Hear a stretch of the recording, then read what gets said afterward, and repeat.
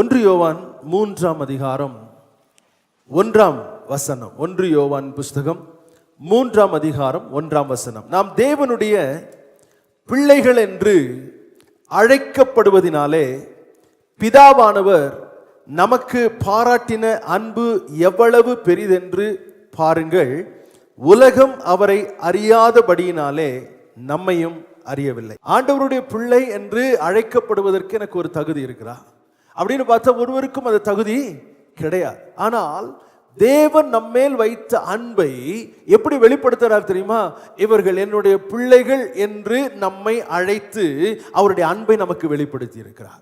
எவ்வளவு பெரிய ஸ்லாக்கியத்தை தேவன் நமக்கு கொடுத்திருக்கிறார். நான் இதை தியானிக்கும் போது ஒரு காரியத்தை நான் உணர்ந்து கொண்டேன். தேவனுக்கு ஆராதிக்கிற ஒரு கூட்டம் தேவையில்லை, விசுவாசிக்கிற ஒரு கூட்டம் தேவையில்லை. அவர் என்ன விரும்புகிறார்னா அவருடைய பிள்ளைகளாய் இருக்கும்படி ஒரு கூட்டத்தை தேவன் விரும்புகிறார். இன்னைக்கு நிறைய பேர் ஆராதிக்கிற கூட்டமா இருக்கிறாங்க, விசுவாசிக்கிற கூட்டமா இருக்கிறாங்க.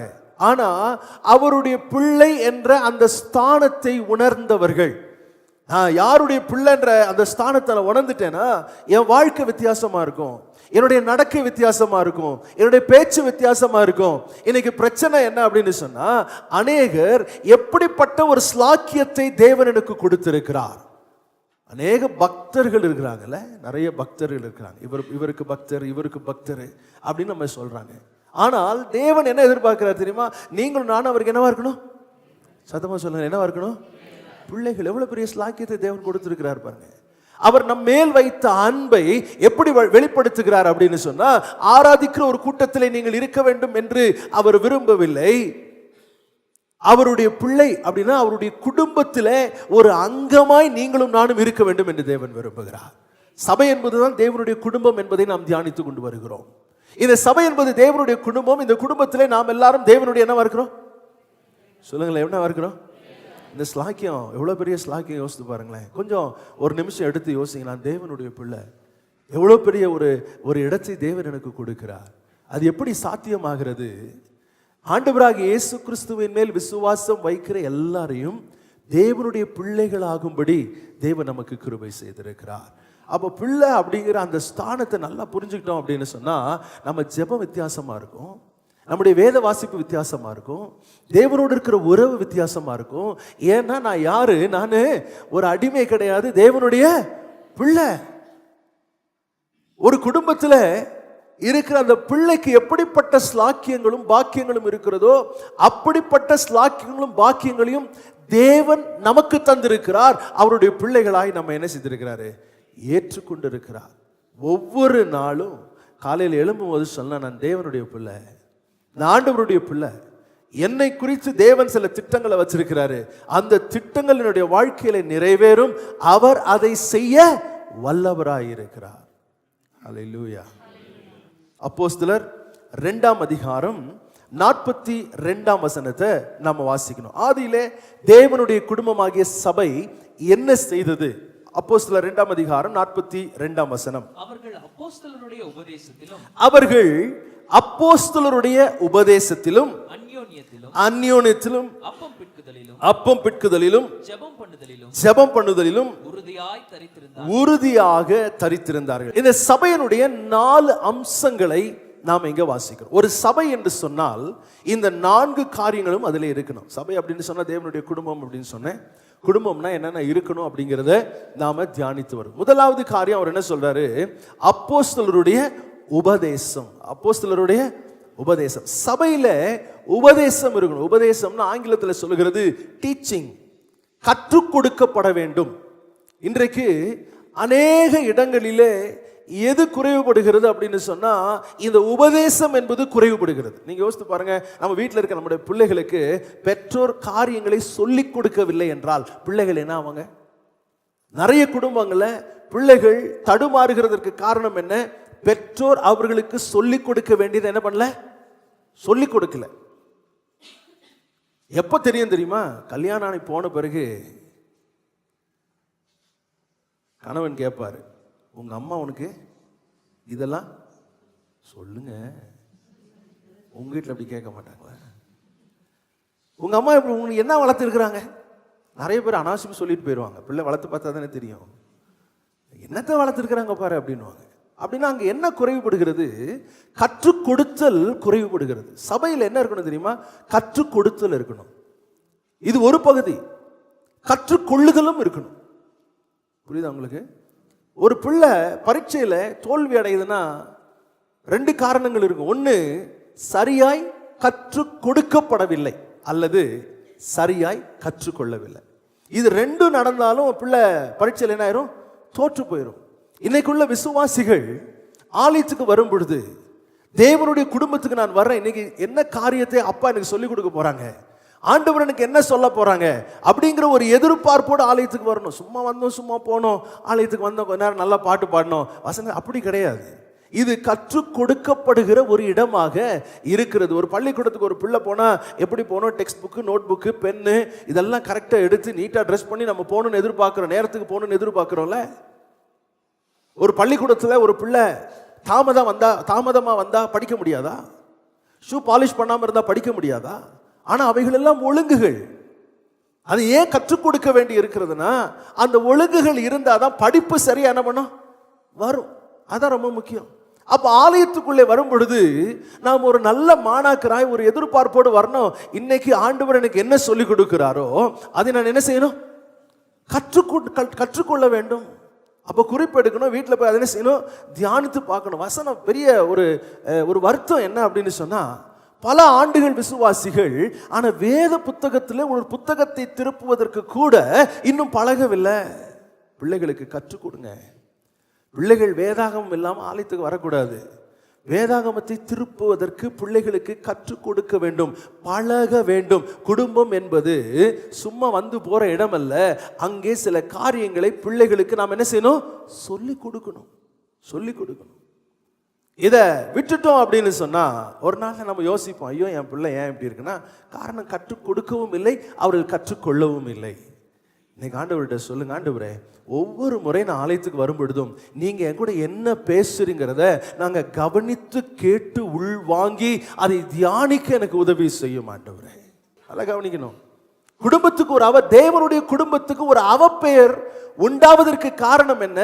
கற்றுக் கொடுக்கிறவர்கள் சரியா கற்றுக் கொடுக்கவில்லை, கற்றுக்கொள்ளுகிறவர்கள் கற்றுக்கொள்ளுகிற மனநிலையோடு வரல. இன்னைக்கு ஒரு தீர்மானம் எடுங்க, ஆண்டவர் எப்போதெல்லாம் ஆலயத்துக்கு வரணும் அப்போதெல்லாம் நீங்க என்னோடு பேசுகிறதை என் காதுகள் கேட்க வேண்டும். எனக்கு நீர் கொடுக்கிற ஆலோசனையை நான் பெற்றுக்கொண்டு என் வாழ்க்கையை நான் மாற்றிக்கொள்ள வேண்டும். ஆமென், அல்லேலூயா. அதான் குடும்பம். தேவனுடைய குடும்பம் என்பது கற்றுக்கொள்ளுகிற ஒரு இடமாக இருக்கிறது. தேவனை பற்றி கற்றுக்கொள்ளுகிற இடம், குடும்பத்தில் எப்படி நடந்து கொள்ள வேண்டும் என்று கற்றுக்கொள்ளுகிற இடம், வாழ்க்கை எப்படி வாழ வேண்டும் என்று கற்றுக்கொள்ளுகிற இடம். இது ரொம்ப முக்கியமான ஒரு நேரமாக கர்த்தர் சபையை வைத்திருக்கிறார். ஹல்லேலூயா. இதன் வேறு புரியுது நான் சொல்றது? ஆமா. இந்த வார்த்தைகளை நாம் கேட்க கேட்க என்ன நடக்குமா? நம்முடைய உள்ளத்திலே விசுவாசம் உண்டாகும், தேவனை பற்றிய அறிவு நமக்கு உண்டாகும், தேவன் என்ன எதிர்பார்க்கிறார் என்பதை அறிந்து கொள்ளுகிற ஒரு நேரம் இது. அப்ப எவ்வளவு கவனமா நம்ம கேட்கணும்ன்றதை யோசித்து பாருங்க. ஆண்டவர் எப்படி சொல்றார், இதை விளக்கி சொல்றார். மத்தேயு எழுதின சுவிசேஷம் 7ஆம் அதிகாரம், திருப்பிக் கொள்ளுங்க. மத்தேயு எழுதின சுவிசேஷம் 7ஆம் அதிகாரம் 24, 25 வசனங்களை இப்படி வாசிக்கிறோம். ஆகையால் நான் சொல்லிய இந்த வார்த்தைகளை கேட்டு இவைகளின்படி செய்கிறவன் எவனோ அவனை கன்மலையின் மேல் தன் வீட்டை கட்டின புத்தியுள்ள மனுஷனுக்கு ஒப்பிடுவேன். ஆண்டவர் சொல்றாரு, நான் சொல்ற இந்த வார்த்தைகள், இதை என்ன செய்யணுமா? ஆண்டவருடைய வார்த்தைகள் என்ன செய்யணும்? சொல்லுங்க, என்ன பண்ணும்? சொல்லுங்களேன், என்ன செய்யணும்? முதல்ல எங்க காதில் நீங்க என்ன பண்ணுது? முதல் பாவம் எங்க ஆரம்பிச்சு தெரியுமா? ஏதேன் தோட்டத்தில் ஏவாள் சர்ப்பத்தினுடைய சத்தத்தை கேட்டுச்சு. இங்கதான் ஆரம்பிக்குது. இந்த செவிகள் ரொம்ப கவனமா இருக்கணும். எதை கேட்கிறோம் அப்படிங்கிறதுல ரொம்ப கவனமா இருக்கணும். நீங்க ஆண்டவருடைய வார்த்தையை கேட்க கேட்க கேட்க உங்களுக்குள்ள என்ன உண்டாகுங்க? விசுவாசம் உண்டாகும். வார்த்தை அதிகமா என்ன செய்யணும்? கேட்கணும். ஆண்டவர் சொல்றாரு, ஆகையால் நான் சொல்லி இந்த வார்த்தைகளை, சத்தமா சொல்லுங்களேன், சத்தமா என்ன பண்ணும்? கேட்டு வாசிங்க. இவைகளின்படி செய்கிறவன் எவனோ. அப்படின்னா இந்த வார்த்தைகளை யார் கேட்கிறார்களோ, கேட்டு அதன்படி செய்கிறார்களோ அப்படின்னா அவங்க செய்கையிலே ஒரு மாற்றம் உண்டாகிறது. நான் கேட்ட வார்த்தையின் அடிப்படையிலே என் செய்கையிலே ஒரு மாற்றம் உண்டாகிறது. இன்னைக்கு உலகமே எங்க போகுது அப்படின்னா எதை குறித்து பேசுகிறதுனா, எப்படியோ ஒன்று உனக்கு வேண்டியதெல்லாம் நீ பெற்றுக்கொள், கடனை வாங்கியாத என்ன செய், பெற்றுக்கொள். ஆனா வார்த்தை அதுக்கு நேர் எதிர்மாறாய் சொல்லுகிறது, நீயோ கடன் வாங்காதிருப்பாய், கடன் கொடு. இந்த வார்த்தையை நீங்க கேட்ட ஒருவேளை வரும்போது கடனோட இருக்கலாம். வாழ்க்கை முறை எப்படியாவது நான் கடனை வாங்கியாவது என் ஆசைகளை தீர்த்து கொள்ள வேண்டும் அல்லது எனக்கு வேண்டியதை செய்து கொள்ள வேண்டும் என்ற ஒரு மனநிலையோடு வரலாம். ஆனா உள்ள வந்து வசனத்தை கேட்ட பிறகு தீர்மானம் பண்ணணும், இனி என் வாழ்க்கையில் என்ன வாங்க மாட்டேன், கடனே வாங்க மாட்டேன். இதுல சாட்சி வேற சொல்றாங்க. நான் எத்தனை மேனேஜர் போய் பார்த்தேன் தெரியுமா, நான் ஜாப் பண்ணிட்டு போனேன், அந்த மேனேஜரா எனக்கு பெரிய கடன் என்ன பண்ணாரு.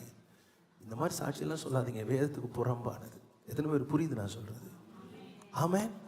நான் வார்த்தையின் அடிப்படையில் நிற்கணும். வார்த்தை சொல்லுது, நீயோ கடன் வாங்காதிருப்பாய், கடன் கொடுப்பாய். ஆண்டவர் அந்த நிலைக்கு நான் வரணும். அதுதான் கற்றுக்கொள்வது. வசனத்தை கற்றுக்கொள்வது என்பது என்ன? நான் ஒரு மனநிலையோடு இருக்கிறேன், வாழ்க்கை குறித்து ஒரு புரிதலோடு இருக்கிறேன். ஆனால் ஆலயத்துக்கு வந்த பிறகு வசனத்தை கேட்கிறேன், வசனத்தை கேட்ட பிறகு அதன்படி வாழ நான் தீர்மானிக்கிறேன். இனி என் வாழ்க்கை வித்தியாசமாக இருக்க வேண்டும். ஆண்டவர் அதான் சொல்றார், நான் சொல்லுகிற இந்த வசனங்களை கேட்டு அதன்படி, யார் அதன்படி செய்வா? யார் இந்த வார்த்தைகளை உள்வாங்கிக் கொள்ளுகிறார்களோ அவர்கள் தான் அதன்படி என்ன பண்ணுவாங்க, செய்வாங்க. கேட்கிற வார்த்தை அப்படி விட்டுறவங்க என்ன பண்ண மாட்டாங்க, செய்ய மாட்டாங்க. ஏன்னா ஞாபகமே இருக்காது. இந்த வார்த்தையை கேட்டு அதன்படி செய்கிறவன், அதன்படியே நான் செய்ய போகிறேன் என்று ஒருவர் தீர்மானித்து அதை செய்வாரானால் ஆண்டவர் சொல்றார், அவனை கண்மலையின் மேல் தன் வீட்டை கட்டின புத்தியுள்ள மனுஷனுக்கு என்ன பண்ணுவேன். யாருக்கு அதை ஒப்பிட்டு சொல்றார் தெரியுமா? வார்த்தைகளை கேட்டு அதன்படி யாரு செய்கிறார்களோ அவர்கள் எப்படிப்பட்டவர்களா இருக்கிறார்களாம்? கண்மலையின் மேல், அப்படின்னா உறுதியான இடத்தின் மேல் அவர்கள் வீட்டை கட்டுகிறார்கள். அல்லேலூயா. ஆண்டவருடைய வார்த்தையில ஆலயத்தில் உட்கார்ந்து இருக்கும்போது சில நேரங்கள் ஆண்டவர் பேசுவார், உன் கோபத்தை விட்டுருன்னு பேசுவார், சமாதானமாயிருன்னு பேசுவார், ஒப்புரவாகுன்னு பேசுவார். ஆனா அந்த வார்த்தைகள் என்ன பண்ண மாட்டாங்க, கேட்க மாட்டாங்க. அப்படி என்ன இப்படி என்னன்னு நியாயம் பேசுவாங்க. ஆனா ஒரு காலகட்டம் வரும் பொழுது அது அவர்களை ஒரு பாதிப்புக்குள்ளே கொண்டு வரும். இது ரொம்ப கவனமா இருக்கணும்.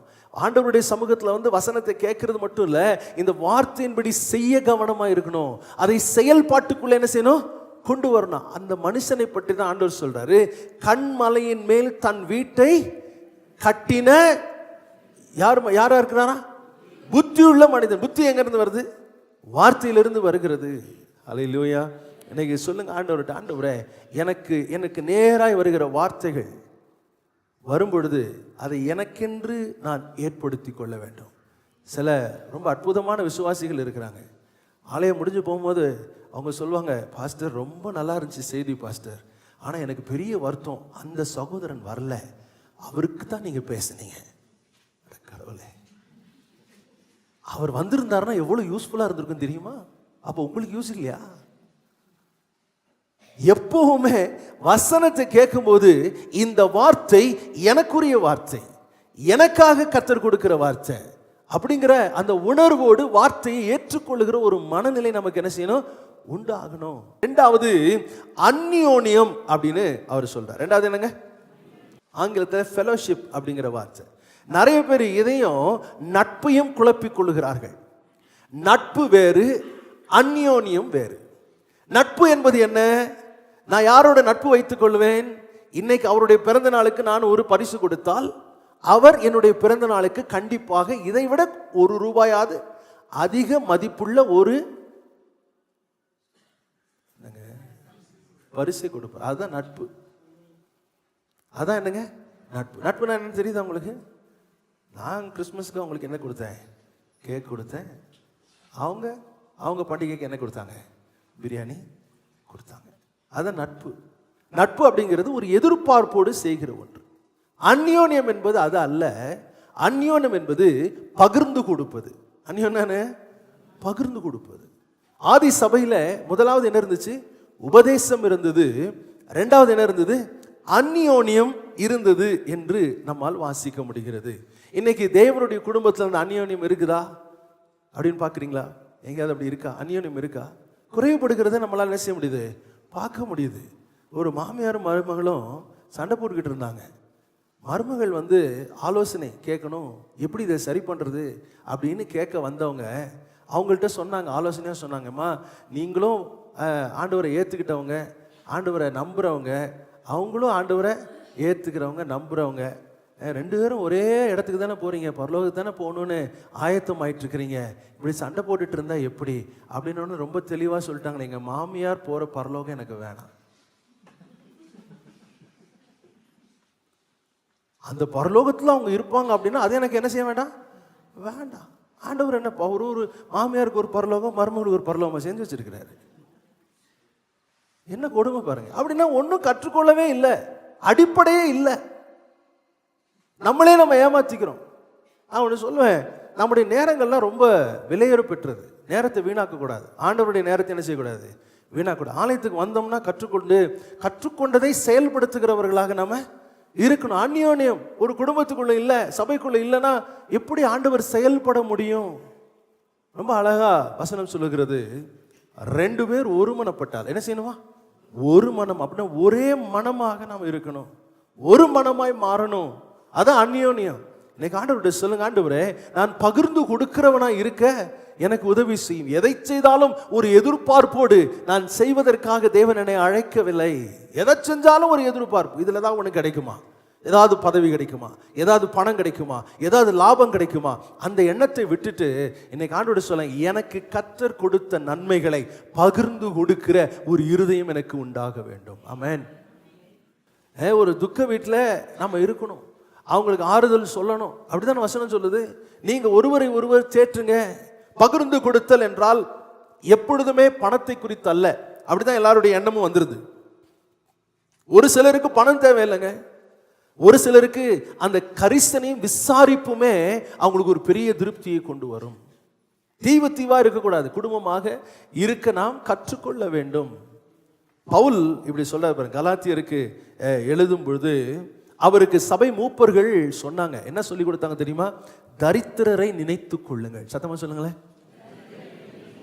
அவங்க சொல்றாங்க, பவுல் சொல்றாரு பாருங்க, கலாத்தியர் 2:10, தரித்திரரை நினைத்து கொள்ளும்படிக்கு மாத்திரம் சொன்னார்கள், அப்படி செய்யும்படி அதற்கு முன்னமே நானும் என்ன இருந்தேன், கருத்துள்ளவனாய் இருந்தேன். அல்லேலூயா. இன்னைக்கு சமுதாயம் ஏகப்பட்ட பாகுபாடுகள் உள்ள சமுதாயமா இருக்கிறது, ஏகப்பட்ட பாகுபாடுகள் உள்ள சமுதாயம். இன்னைக்கு ஆண்டவர்கிட்ட சொல்லுங்க, ஏழை எளியவர்களை நினைப்பதற்கு எனக்கு ஒரு மனதை தாரும் ஆண்டவரே. அல்லேலூயா. ஏழை எளியவர்களை நினைக்கணும். ஆண்டவரை சுற்றி இருக்கிறவங்க யார் கஷ்டப்படுறாங்களோ, யாருக்கு என்ன உதவி செய்யணுமோ அந்த உதவிக்கரம் நீட்டுவதற்கு எனக்கு கர்த்தர் கிருபை செய்யுங்க. அதுதான் சபை, அதுதான் அந்த அந்யோன்யம், அதுதான் ஐக்கியம், அதைத்தான் தேவன் எதிர்பார்க்க. அதான் தேவனுடைய குடும்பம் என்ற ஒரு உறவுக்குள்ளே கர்த்தர் நம்மை வைக்க விரும்புகிறார். அல்லேலூயா. முதலாவது சொன்னேன், தேவனுடைய குடும்பத்தில் என்ன இருக்கணுங்க, உபதேசம் இருக்கணும். 2வது, தேவனுடைய குடும்பத்தில் என்ன இருக்கணும், அந்யோன்யம் இருக்க வேண்டும். 3வது, தேவனுடைய குடும்பத்தில் என்ன இருந்துச்சா, அப்பம் பிட்குதல் இருந்தது. இந்த அப்பம் பிட்குதலை குறித்து நிறைய பேருக்கு ஒரு தெளிவே இல்லாத ஒரு சூழ்நிலை இருக்கிறது. அப்பம் பிட்குதல் என்றால் என்ன? லூக்கா எழுதின சுவிசேஷம் 22ஆம் அதிகாரம் 19ஆம் வசனத்தை வாசிக்கலாம். லூக்கா 22ஆம் அதிகாரம் 19ஆம் வசனம். பின்பு அவர் அப்பத்தை எடுத்து ஸ்தோத்திரம் பண்ணி அதை பிட்டு அவர்களுக்கு கொடுத்து இது உங்களுக்காக கொடுக்கப்படுகிற என்னுடைய சரீரமாய் இருக்கிறது, என்னை நினைவு கூறும்படி இதை செய்யுங்கள் என்றார். இது கொஞ்சம் ஒரு பின்னணி நம்ம வாசித்துட்டு இந்த வசனத்தை நம்ம புரிந்து கொள்வோம். இஸ்ரவேல் ஜனங்கள் எகிப்திலே அடிமைகளாக இருந்தார்கள். 1 வருஷம் இல்ல, 2 வருஷம் இல்ல, 400 ஆண்டுகள் அவர்கள் அடிமைகளாக இருந்தார். அந்த அடிமைத்தனத்திலிருந்து அவர்களால் வெளியே வருவதற்கு பலன் இல்லை, வெளியே வரவே முடியாது. எத்தனை தலைமுறை எடுத்தாலும் வெளியே வர முடியாது. ஏனென்றால் அத்தனை பெரிய ஒரு கொடூரமான ஒரு ராஜாவுக்கு கீழாக அவர்கள் இருக்கிறார்கள். அவங்களுடைய வாழ்க்கை அடிமைத்தனம் நிறைந்த ஒரு வாழ்க்கையா இருக்கிறது. அப்போ தேவனை நோக்கி அவர்கள் கூப்பிடுகிறார்கள். தேவன் அவர்களுக்கு ஒரு காரியத்தை சொன்னார். என்ன சொன்னாரு? எல்லாரும் ஆயுதங்களை எடுத்துக்கொள்ளுங்கன்னு சொல்லலை. ரொம்ப ஆச்சரியமான ஒரு காரியத்தை ஆண்டவர் சொல்றாரு. ஒவ்வொரு குடும்பமும் ஒரு ஆட்டை எடுத்துக்கொள்ளுங்கள். என்ன எடுக்கணுமா?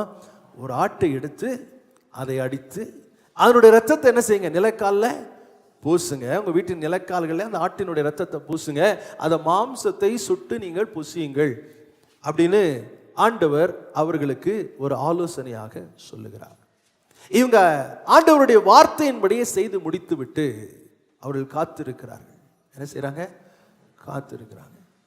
அன்றைக்கு அந்த எகிப்து தேசம் முழுவதும் ஒரு மரண ஓலத்தின் சத்தம் கேட்கிறது. எந்த வீட்டிலலாம் கேட்டுச்சு தெரியுமா? எந்த வீடுகளிலே இந்த இரத்தத்தின் அடையாளம் இல்லையோ அந்த வீடுகளில் எல்லாம் மரணத்தின் ஓலம் கேட்டது. ஆனால் எந்த குடும்பத்தில் எல்லாம் கர்த்தர் சொன்னபடி ஒரு ஆட்டை அடித்து அதனுடைய இரத்தத்தின் நிலைக்காலில் பூசினாங்களோ அந்த குடும்பங்களிலே ஒரு பாதிப்பும் என்ன செய்யலையா? வரல. அந்த சங்காரம் அவர்களை கடந்து போனது. அது பேர் தான் பஸ்கா பண்டிகை. அந்த சங்காரம் அவளை என்ன செஞ்சது? கடந்து போனது.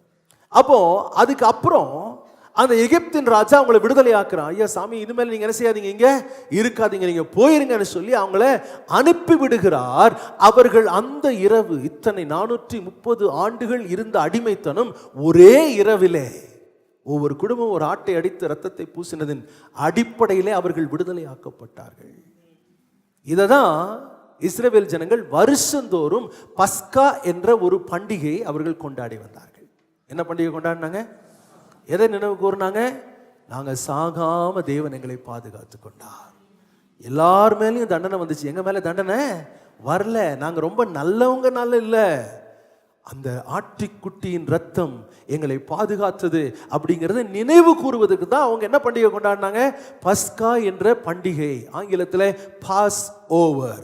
தண்டனை இவர்களை தாண்டி போய்விட்டது. அப்ப இயேசுவும் அவருடைய சீஷர்களும் கூட அந்த பஸ்கா என்ற பண்டிகையை ஆசரிக்கும்படி தான் உட்கார்ந்து இருக்கிறாங்க.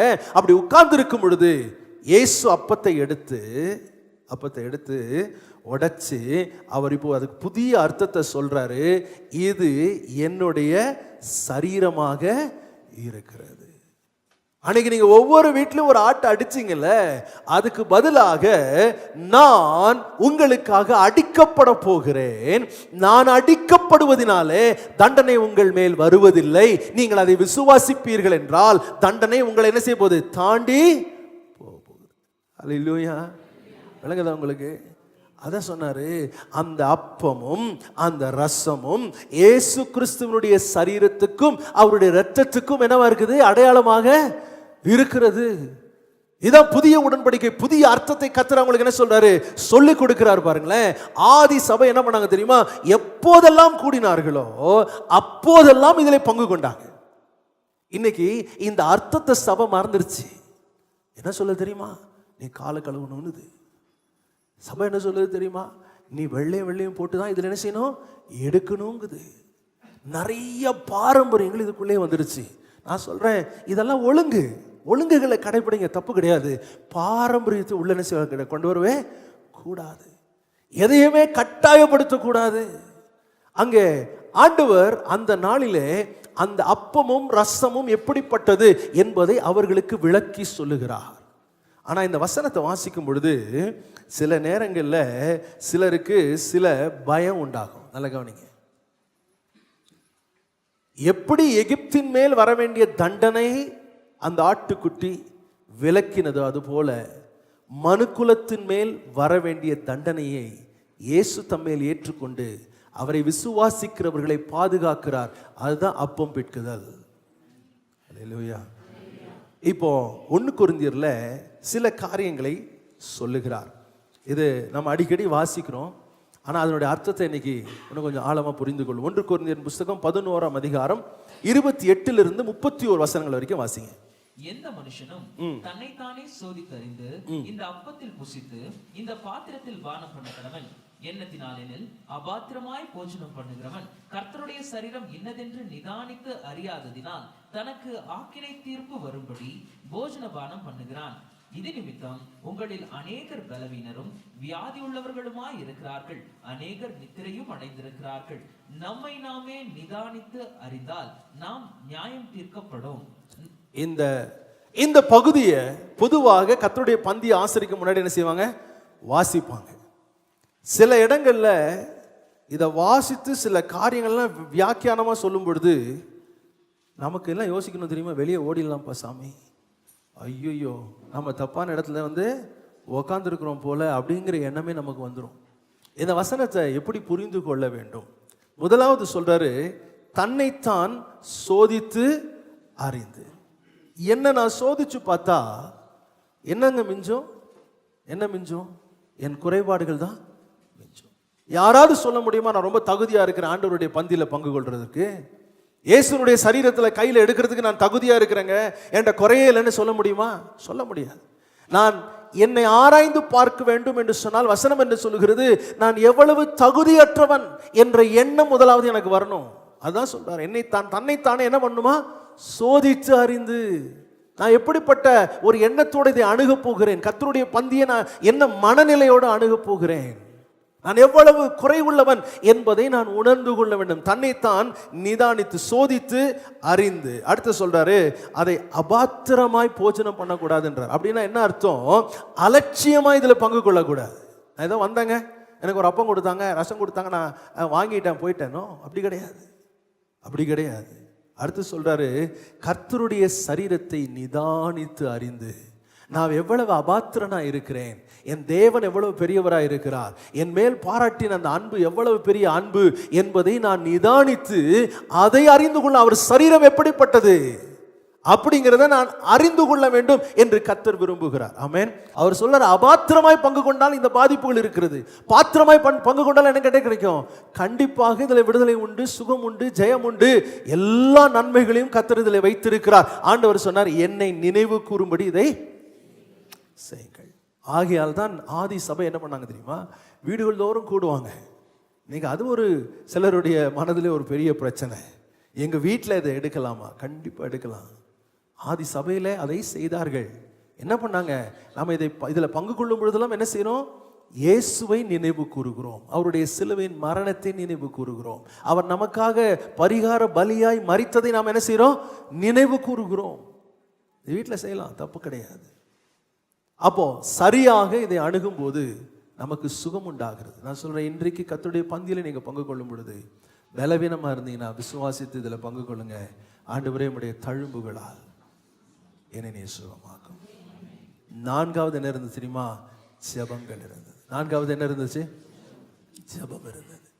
ஆராதனைக்கு முக்கியத்துவம் இருக்கிறது இன்னைக்கு, ஆனா ஜெபத்துக்கு என்ன இல்லை, முக்கியத்துவம் இல்லை. சொல்ல சபை உபவாசித்து ஜபிக்கிற நாள் குறித்து அந்த நாள்ல உபவாசம் பண்ணி ஜெபம் பண்ணும்போது எத்தனை பேர் போறோம்? ஒரு கல்யாண நாள்லாம் போயிடுறோம் பாருங்க. அப்போ அன்னைக்கு என்ன கிடைச்சிடும்? விடுமுறை கிடைச்சிடும். நம்ம எப்படியாவது அவங்கள கன்வின்ஸ் பண்ணி நம்ம போயிடுவோம். அதுக்கெல்லாம் நமக்கு வசதிகள் உண்டு, வாய்ப்புகள் உண்டு. ஆனா ஜெபம்னு வரும்போது மட்டும் 1000 காரணங்களை நம்ம சொல்லுவோம் பாருங்களேன். இன்னைக்கு தீர்மானம் பண்ணுங்க, ஆண்டவர் எப்பொழுதெல்லாம் சபை ஜெபிப்பதற்காக கூடுகிறதோ அங்கே நானும் இருப்பேன். ஹல்லேலூயா. அது தேவனுக்கு என்னவா இருக்குதா? பிரியமாக இருக்கிறது. அந்த ஜெபம் என்பது தேவனுக்கு என்னவா இருக்குது? சத்தமா சொல்லுங்க, எப்படி இருக்குது? பிரியமாக இருக்கிறது. அப்ப தேவனுக்கு பிரியமாய் நடப்பது நமக்கு அவசியமா இல்லையா? நம்முடைய தகப்பனுக்கு பிரியப்படுத்துற அவசியம் இல்லையா? அப்ப இதை நம்ம கணக்கிலே வைத்து நாம் ஜெபிக்கிறவர்களாக நாம் மாற வேண்டும் என்று தேவன் விரும்புகிறார். ஆதி சபை எவ்வளவு நெருக்கப்பட்டாலும் அது பெருகிட்டே இருந்தது. காரணம் என்ன? இந்த 4 காரியங்களும் அங்கே இருந்தது. முதலாவது உபதேசம் இருந்தது, அந்யோன்யம் இருந்தது, அப்பம் பிட்குதல் இருந்தது, ஜெபங்கள் இருந்தது. ஆகையால் அந்த குடும்பம் நாளுக்கு நாள் விருத்தி அடைந்தது, பலன் அடைந்தது, சாட்சியாக இருந்தது. இன்னைக்கு நம்ம ஆண்டவர்கிட்ட சொல்லுவோம், ஆண்டவரே, இந்த 4 காரியங்கள் எங்க சபையில இருக்கணும், எங்க குடும்பத்துல இருக்க வேண்டும். ஆண்டவரே, நீர் பிரியப்படுகிற ஒரு சபையாய், தகப்பனுடைய இருதயத்தை பிரியப்படுத்துகிற, சந்தோஷப்படுத்துகிற ஒரு கூட்டமாய் நாங்கள் இருக்க கர்த்தர் எங்களுக்கு உதவி செய்ய வேண்டும். உள்ள வரும்போது ஜெபம் பண்ணணும், ஆண்டவரே இங்க உபதேசம், அது எனக்கு என் கூட பேசணும், எனக்கு அது புரியணும் ஆண்டவரே, இதை நான் கீழ்ப்படியணும். 2வது இங்க என்ன இருக்கணும்? அந்யோன்யம் இருக்கணும் ஆண்டவரே, அன்பு இருக்கணும். இதற்கு நான் ஏதாவது செய்யணும் ஆண்டவரே. என்னுடைய பங்களிப்பு என்ன? என்னுடைய பங்களிப்பு என்ன? 3வது அப்பம் பிட்குதல். ரொம்ப முக்கியமான ஒரு காரியம். இதை மேன்மையா நான் நினைக்கணும், பெருசா நான் நினைக்கணும், ஆண்டவருடைய தியாகத்தை நினைவு கூறணும். 4வது ஜெபங்கள் இருக்கணும் ஆண்டவரே. அதான் சொல்ல, ஜெபம் இல்லைன்னா அவர் சொல்றது என்னவா மாறிடுது? கள்ளர் குகையாக மாறிடுது, வியாபார வீடாக மாறிடுது. என்ன காரணம்? ஜெபம் இல்லை. இன்னைக்கு நாம் ஆண்டவர்கிட்ட ஒரு நம்மளை அர்ப்பணம் பண்ணி ஆண்டவர்கிட்ட சொல்லுவோம், ஆண்டவரே, இந்த சபை உம்முடைய குடும்பமாக இருக்கிறது. ஆதி சபையில காணப்பட்ட இந்த 4 அம்சங்களும் எங்களுடைய சபையில காணப்பட கர்த்தர் கிருபை செய்யும்.